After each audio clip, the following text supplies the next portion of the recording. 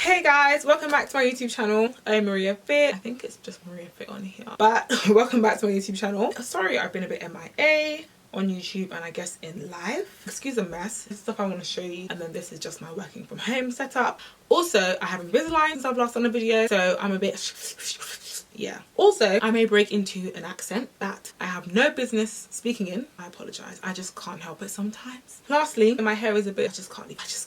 Let's get straight into it. As you guys may know or can tell, you know, we got some guests on here today. We've got Tamara and Tia. Now this one is Tamara because you know Tamara's a little naughty, so this one is a slower boob to drop right now. So this is Tamara. She has been dubbed Tamara because I cannot. Anyway, I wasn't sure how to do this video. I was going to do like a journey video, talk about my experience. So I did a Q&A poll on Instagram to ask what people wanted to know, so I can just touch on that and speak about it. I also did a little poll with regarding to showing my surgeon's details. I won't share the details in this video, but obviously if you want to contact me directly you can based on what I've said. I don't want to share the details because I'm not encouraging surgery. I'm 26 years old, I'm an adult. This is a decision I made for myself and what I wanted. This video is just to let you guys know my experience. There aren't many UK black women that I've come across that have done a video like this. Yeah, so please just do your research. I won't share my surgeon's details on this video, but if you would like to know then you can contact me and I can share it that way. A disclaimer, there's no affiliation with him. I'm not getting paid for anything. I'm literally just sharing my experience. So yeah. Do your research, people. That is the crux of it. Do your research. If you're showing up to a consultation, or showing up to your surgery, or if you're watching this video and some things I've said are new to you, then you need to go and do some more research, because I cannot stress enough how much research makes a difference. And when you're researching, not only research the procedure, not only research your surgeon, but research pre-operative and post-operative care, because you need to make sure your body is healthy enough to go through a surgery and then make sure you can get the best results. As much as it is important for you to pick a great surgeon, you know, make a decision you're 100% comfortable with, the difference between a good surgery and a great surgery can literally be something as basic as just post-op care. So that's stuff you need to research as well. We'll touch on it with regards to what I did, etc. I'm literally just going to go through the Instagram questions, so this might not be in order in terms of chronological, the day of and blah blah blah blah. I guess that's more like a vlog style. This is literally just me answering the questions. Okay, so I'm starting from the beginning. I will skip ones that are inappropriate, just my friends acting a damn fool. They just, oh no, sorry. So the first question is, how long will it take for them to drop? Now, this really depends on the size you are before and the size of implants you get. The flatter you are, you know, the skin hasn't stretched, and then the bigger you go, your skin needs to stretch to make up that difference. So they usually say anywhere from 8 weeks to 6 months. This is because someone could get like a small implant and it doesn't take long for them to drop. You could go really big compared to what you were before, and that could take you a really long time. Tamara, the one that's taken a long ass time, is slower than Tia, as you can literally see. I don't think this is going to drop any further. It'll probably just fill out more at the bottom, but this one still has a bit of dropping to do. So a lot of the implant is sitting up here, whereas this one is sitting down here, so you can see it's a bit of a difference. So yeah, I am 4 weeks and 2 days post-op at the moment. I'm pretty happy with how they are so far. Over the muscle or under the muscle, technically my surgeon actually went with the dual plane method. Again, you should come across this in your research if you are looking into this, but the method is neither over nor under the muscle. Half of the implant's under the muscle, and then the other half is directly under the breast tissue, whereas with the standard approach they sort of pull the muscle back over the implant. Jackie Aina also had this, by the way. I know this because I watched her vlog video. You should go watch it too, because obviously she has some stuff on there. You should also watch some other people's vlog videos, because it gives you a well-rounded view of what you can expect when you're looking into this kind of procedure. I also just got a standard breast augmentation with implants. There was no lift or nipple repositioning or sizing. All of these things make a difference, because if you do get a lift or if you do get a nipple reduction, that will change this kind of scarring. I got an inframmary incisions, that's underneath my boob in the crease. Pretty standard, it's the most common one. The other ways you can get an incision are through your nipple, through your armpit, and through your belly button. Belly button is just wild. Armpit, I understand why you would want to pick there, because there's a bit more creasing underneath there. My armpit isn't really dark, it's quite similar to my skin tone, so I feel like it'd be too obvious, and you know, I can be doing this a lot. Whereas underneath here, you're not going to be doing this, you're not going to walk around your boob like this, are you? And even under boob and stuff, that's a bit of pressure. It sits in the crease directly, so you're not going to notice. Also, because of the way they place the implants, they don't actually affect your actual breast tissue, which is where your milk ducts and all that stuff are. It doesn't affect like breastfeeding and stuff like that. One thing I should also mention is the reason I went for under the muscle dual plane is because it is much more natural looking for me, because I am naturally lean. If you see my before, I had not much tissue up here and very little body fat in this area, so you would have blatantly seen where the implant is, and I didn't want that. How I found recovery: the hardest days of my life were day 2 and day 3. On day 2 I literally was thinking to myself, how the hell am I going to get on a plane in 2 days time? I mean, you have to expect some discomfort. After watching the videos, some people definitely downplayed it. Maybe they just have a really high pain threshold, I don't know, but I would say expect the worst. I mean, I've obviously prepared myself, I'd watched all these vlogs and stuff, so I knew it was going to be painful, just didn't know obviously how painful, and it was painful. I would say on day 2 and day 3 it was like a strong 8.5, and that's mainly because of the muscle spasm. And because of that, I couldn't move my arms in certain directions. I struggled to get out of bed. I could go to the toilet myself, but I couldn't shower properly. My cousin had to like wipe me down and stuff. I mean, I took like a note. I'll probably do like a thing where I was like screenshot the notes and literally put them at the end, because I took like a day-by-day note of how I was feeling and any changes I felt. It's too much to go into detail in this video. I'll just put it in there so you can like read it and stuff. But day 2 and 3 were the hardest. Day 4 I got on my plane back to Manchester. My surgeon told me that every 30 minutes I had to walk up and down the plane just to help with like blood flow and stuff. I didn't want to get a blood clot. I also had compression socks on. I wore those literally from the day of my surgery, before the surgery, till literally I landed and got home in Manchester.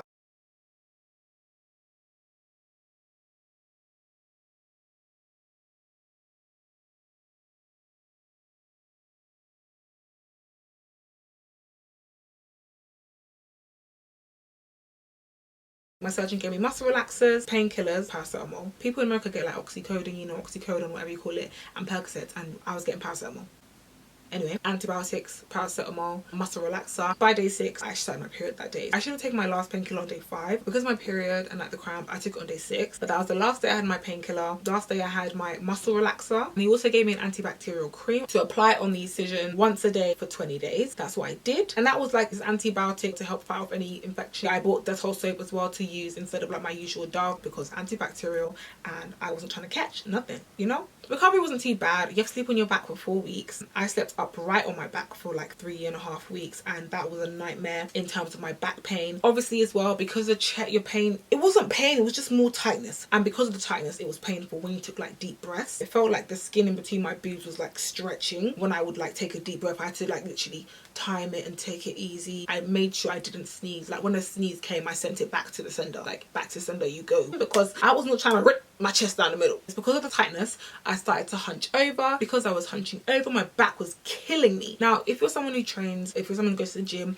you know how important posture is. I'm used to having my shoulders back and sitting upright, so because of this pain just hunching over, my back was killing me. I had to get my brother to give me massages every night, literally for like a week and a half, just to help me release some tension. And bit by bit I just practiced pushing my shoulders back. Massaging actually helps release some of the pain because it sort of aids in stretching the skin. You're also keeping it kind of moist. I used bio oil to massage, and my surgeon recommended that I actually massage twice a day, to 2 to 3, well, he's actually said, I think he said 5 times a day, and I was like, I'm not gonna that. So I do like 2 times a day, which I researched it and stuff, and 2 is like the standard, but I may do occasionally more. Massage the area with bio oil, the top, pull the skin upwards a little bit and massage down, and I used to do the sides as well and on the inside, just to help move everything around. I also have a band, this band that he gave me as well, to wear over the top and to apply constant pressure, just a little bit, to help to push the implants down as well. Yeah, overall the pain, once you got through the first initial days, the pain's okay. I'm not in any pain now. I'm actually cleared for exercise. So with regards to price, my price was £2,500, and that included stay at the hotel, which was the Green Park Pendic Hotel, overnight stay at the hospital, which was Anadolu Medical Centre. I went to research all these places. It was a well-renowned hospital, so it definitely made me feel a lot more confident in my surgeon, like choosing him for my procedure. It also included all my medication and like the things he gave me, including my post-op bra. This is the post-op bra I had.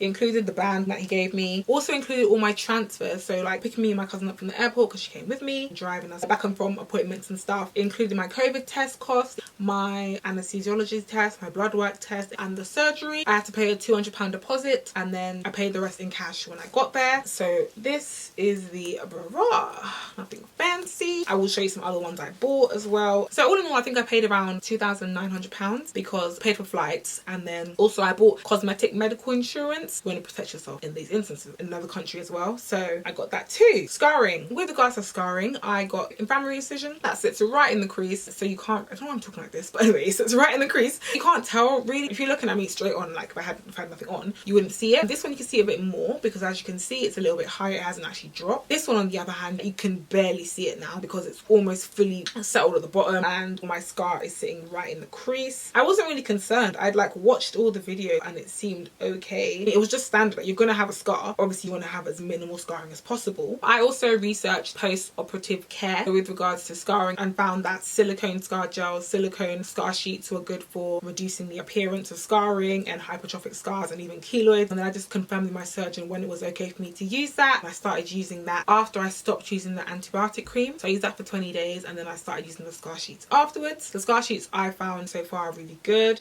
I've only been using them for a week, but I'm still seeing small improvements. I'm happy with that. Were my friends and family supportive of this decision? And how did I tell them? So I told my mum first and I told her I'd already booked it. I hadn't actually booked it. I just told her I booked it to see how she would react. So she was like, oh, really? I don't think it was a shock for her because I had wanted my boobs done for a very long time. I think for me, I just always saw it as something that I just wouldn't do. Do you know what I mean? But I wanted it. So I think she understood. She was just like, she preferred if I waited until I had kids and stuff. But I'm like, honey, I'm trying to enjoy this body now. Kids? Fuck them kids. Fuck them kids. Anyway, I was like, no sis, I need this now. I'm an adult now, so you can't really tell me no. I think she's trying to like plead with my conscience a little bit. Be like, oh no, baby, wait. But I was like, I'm getting it done. My dad, he was just in disbelief. Like, he was like, huh?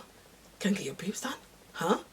He started cracking jokes about it as well, saying, my daughter's gonna get her boobs done. Yeah, I mean, ultimately I just feel like I'm an adult now, so that's it really. My dad asked me questions like, who am I going to, what is this, send me this, send me that. So it was just questions, I guess, so that they knew that I knew what I was doing, kind of thing. Plus again, I told them I booked it already, so I mean, what else can they do? Pay my deposit, so what else now? I also made the decision to fly from Manchester so I could return back to Manchester, as you can't drive for a couple of weeks after the surgery, and it was coming up to Christmas, so I wanted to make sure that I was around my family already. And I kind of like got myself set up before I went, so when I came back I was like ready, good to go. My parents, they were really helpful in terms of like making me food, helping me out, just checking up on me and stuff and just making sure that I'm okay. It was nice and quiet because my siblings were still at like boarding school and uni, so they were just focused on me, their firstborn, as it should be. So I enjoyed them for that. But I'm really grateful, like I'm so grateful that I had them. I told like my grandma and stuff like after. I told more of my family afterwards. My auntie literally left her job and came to my house straight away to look at them. She was actually obsessed. Every day she's like, oh, how are my babies? So yeah, my whole family's been really supportive. Any regrets? I mean, I have occasionally this thing called boob envy, which is pretty normal when people get their boobs done, but they wish they were a little bit bigger. But I mean, I've always told myself that I wanted C cups. I've never lingered into the D category. I've never thought about an E. I've always wanted full C. That's literally it. I'm definitely a full C now. Maybe I'll be a bit bigger, but I've been having a bit of boob envy where I've been like, oh, maybe I should have gone a bit bigger. Maybe I should have gone a bit bigger. But that's just greed and boob envy, and I really don't need to be any bigger. I'm still a slim person, and this size is perfect because the only thing I have to throw away are my old bras and any top that had like cups, because those cups won't fit anymore. But with regards to all my other clothes, I don't have to throw anything away. I can still wear all my old clothes. I'm still a size small. I just got titties now.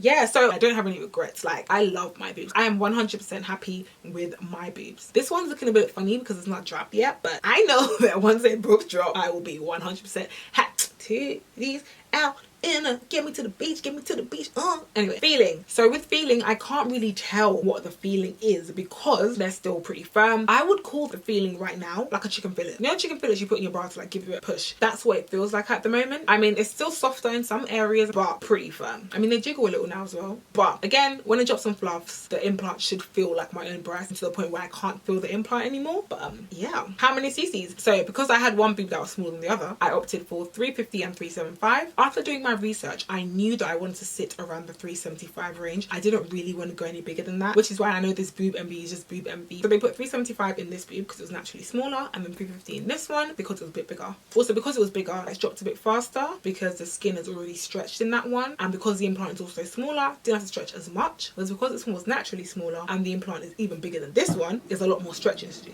What difference, if any, has it made to your body, confidence, and how you see yourself?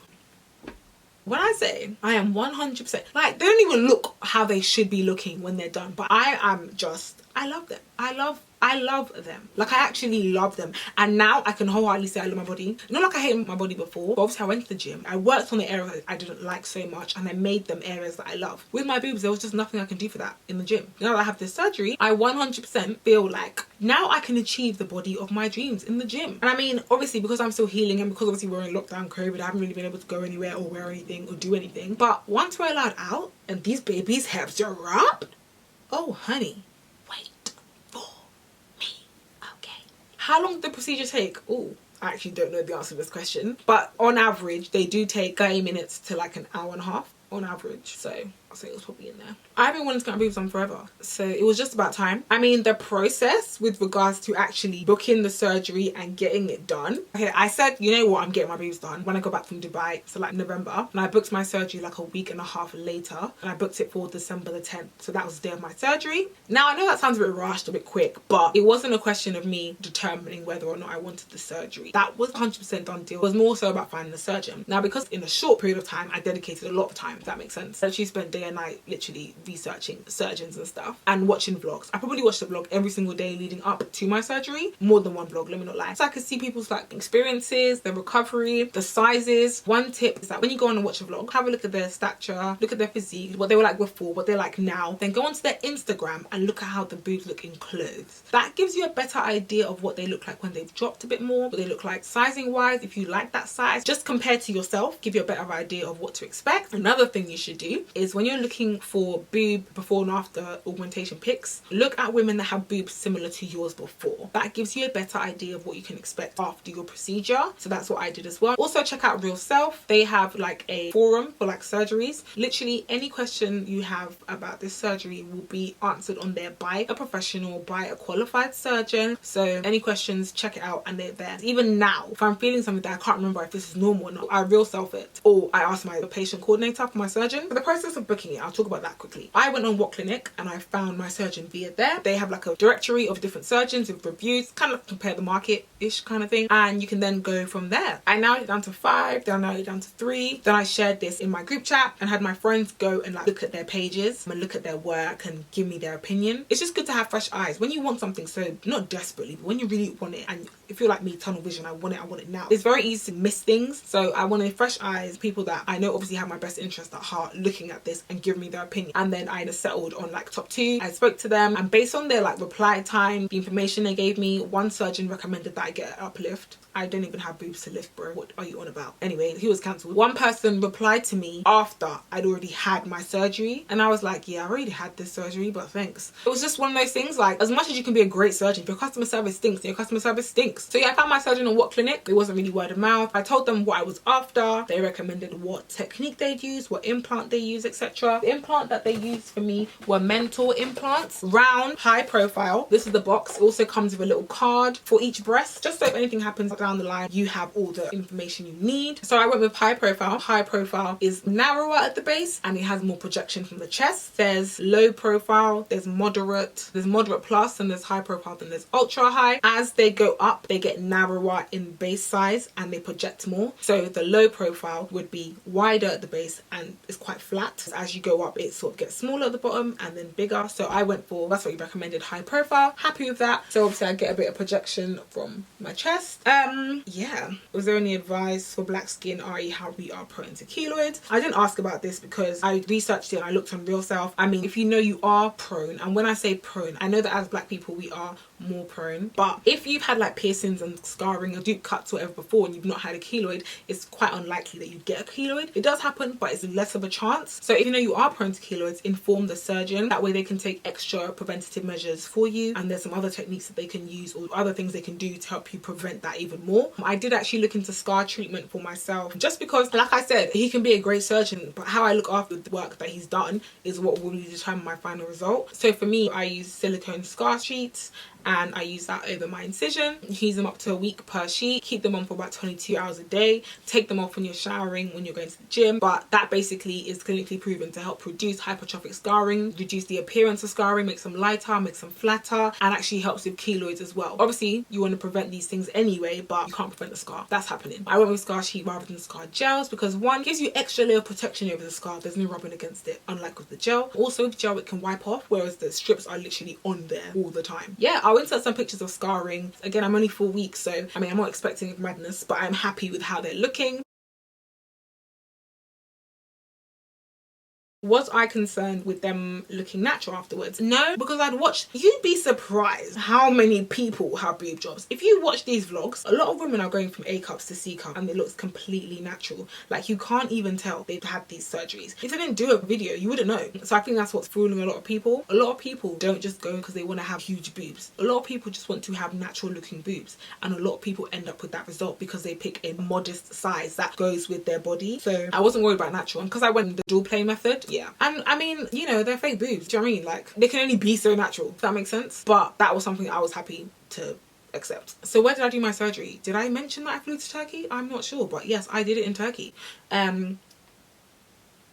Yes, Turkey. What did I do to prepare myself for surgery? So I wrote a list of questions I wanted to ask my surgeon, a list of things I needed to buy for before and after care. Now, this included a pregnancy pillow, which is this massive, long pillow. You can get it off eBay, but I got this pregnancy pillow. It helped me to sleep upright and on my back, and also made sure that I wouldn't roll over in the night, because obviously I was just nervous of squashing these bad boys. I also got some post-op bras. This is the nudie one. I haven't actually even worn this one because I just wore the black one, but I did actually find one randomly in Sainsbury's. I have an Amazon post-augmentation sports bra. Try and get a sports bra with a zip in the middle, mainly because you have limited arm motion. So with this zip, it was easy for me to just zip on and off and take it off and put it on. I don't know if I've mentioned this, guys, but you should really make sure you have someone with you. Do not go by yourself if you can avoid it, because those first few days you will need help. But also, I bought Dettol soap. I wanted to make sure that I was doing everything I can to be as clean as possible. I mean, I'm not a dirty person, but like all these little things, perfume and fragrance and all these, do you know what I mean? Like, they can easily react to your body and easily cause complications. So I just ripped that all off and just stuck to the basics. I bought the silicone scar sheet, so I was ready to go. But yeah, it wasn't difficult to prepare for.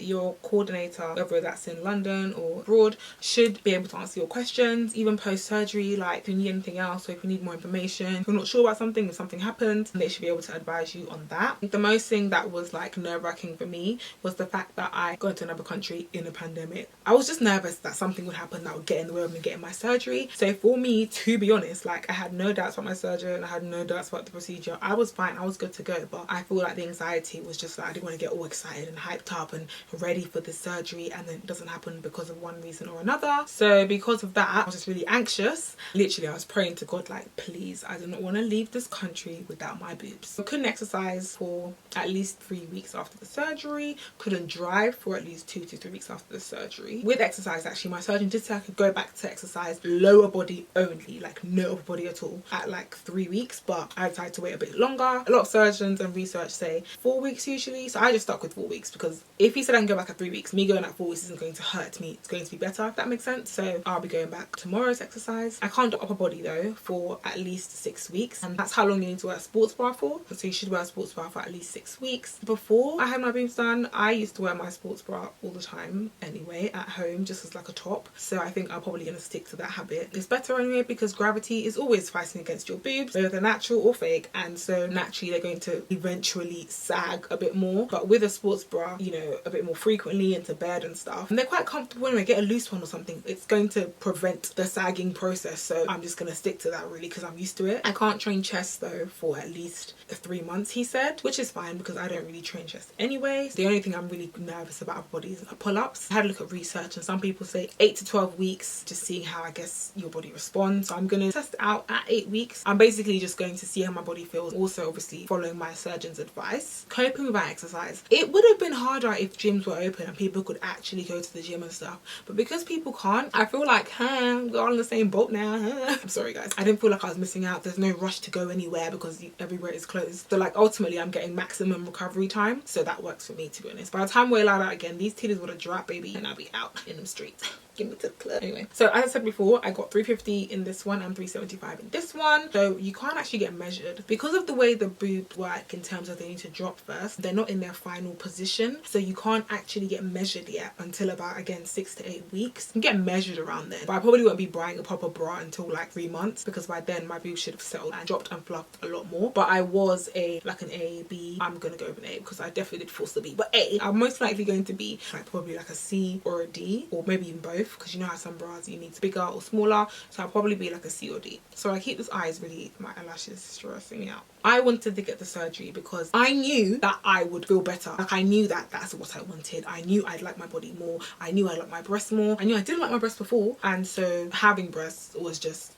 like, it was just going to be better. But even stuff like, I couldn't wear stuff like this comfortably, so I never could wear long sleeves to the gym because I had to wear a bra. And I don't want to wear an actual bra to the gym. Like, I want to be comfortable. I don't want to have the bra on. So it was just dead. But now I feel like I fill it out better. I feel like all my clothes better. Like I said, I can still wear all my smalls, all my nice clothes without having to feel like it's just a lot of chest there, just bare skin. It was just not really my vibe, you know? I just feel like now I feel better. Like, whenever I spoke about surgery, everyone around me was, oh, you look perfect, you don't need it, your boobs, unless your belly is there. Liar, pass on fire. People with big boobs always say, oh, I wish I had small boobs, blah blah blah. You don't wish for A cups, boo. You wish for like a full B or a full C. Don't come and tell me you know my struggle. You do not. This is not to say that small boobs are bad or they don't go with people, because small boobs do suit some people. It just doesn't suit me. I go to the gym, I train, I'm lean up top. Like, this area was just too bare. It just didn't work. Now I've got boobs and I'm happy with that shit. Did I get them done in the UK? If so, it was an easy decision. Now, the main reason why I wasn't fretting about going to Turkey was because people get botched in the UK. I have heard stories of people getting botched in the UK after paying £6,000 to £8,000. So you can get botched anywhere. Don't let, because it's in the UK, make you feel too comfortable. Like, still do your research and still find the best surgeon for you, because ultimately the best surgeon for you could be here, could be in America, could be in wherever else they do surgery, or it could be in Turkey. Like, so long as you're happy with the surgeon, you're happy with his work, you've done your research and you are good to go, then you're good to go. Doesn't really matter where. But hearing stories and knowing that people get botched in the UK, that didn't make me feel any kind of way for looking to Turkey. Plus, also in Turkey you pay cash. I would rather pay that £2,500 cash or £3,000, because I did get quotes that were a bit higher. But honestly, that was the guy that offered me a lift. One other guy went to social media promotion. Those are the ones you run away from. It wasn't about the cost for me, but it was more of a thing whereby if I can get botched in the UK, then let me at least see what Turkey has to offer. And you have to bear in mind, £2,500 compared to like the UK average of £5,000 to £6,000. Yeah, it's a big difference, and it may look like it's the cheaper option. It is the cheaper option, but it may look cheap. But convert that to Turkish lira, and that's like 22,000 or whatever thousand lira that is. So in their currency, in their country, it's not cheap, if that makes sense. It's just the standard procedure price, and because of like the cost of living and like the wage and whatever there, that's why it works out to be a lot cheaper for people going abroad. If you're not looking for a cheap job in Turkey, if you're not looking for a quick fix in Turkey, if you're not looking for a promotional, discounted, cheeky offer, holiday / surgery bundle in Turkey, and if you're doing adequate research, there is no reason why you shouldn't find an outstanding surgeon in Turkey, because they are just as qualified. Some of them have other qualifications. I think my surgeon is studied in Philadelphia. So Jamie, it's all these little things are what make the surgeon. It's not the country. Just like you can find back-end, cheap, dodgy surgery clinics in Turkey, I'm sure you can find them here in the UK if you look hard enough. That's what you're looking for. You want to take that risk. But yeah, so for me, that wasn't a factor. But then also as well, I mean, yeah, it's cheaper. So paying that £2,500 in cash and having to pay £6,000 in cash or on a finance option just seemed like, yeah, why not? If I'm happy with this surgeon, and again, price is not a deciding factor, because I even found someone that was cheaper, but I was not happy with it compared to my surgeon. And honestly, for £2,500, I got an amazing experience. I'm not even going to lie. Again, this is no affiliation. I'm not getting paid for this. They don't even do recommended discounts. They don't even do that. I was 100% happy with their service. I also had some last minute personal stuff. I should have told them before, but I told them about last minute. So on the day I needed to get extra scans and extra tests, and they did it for me free of charge. So yeah, I'm just really happy with that experience. I've not had one bad moment with them. Again, no, this is no gas. I didn't have a single bad moment. But yeah, I'm really happy with my decision. I love my boobs. I can't wait to start exercising again, because I've kind of just disappeared. My body has just my ass is looking so sad. But I hope this answered all your questions. If you have any other questions, you can contact me. If you want to know my surgeon's details, you can contact me. I might leave some information in the description box with regards to like medication, a link to the post augmentation bras I bought, my stats. Yeah, I'm hopefully gonna get some fitness content out for you guys on my Instagram, so make sure you guys follow me on Instagram. Also, you can see my boobs in person a bit more. I think I'm gonna show you some pictures of like before and afters. Yeah, that's everything, guys. Thank you so much for watching. Hope this video was informative. I hope you enjoyed it. My battery died 3 times while recording this, but it's all good. YouTube is just not for me.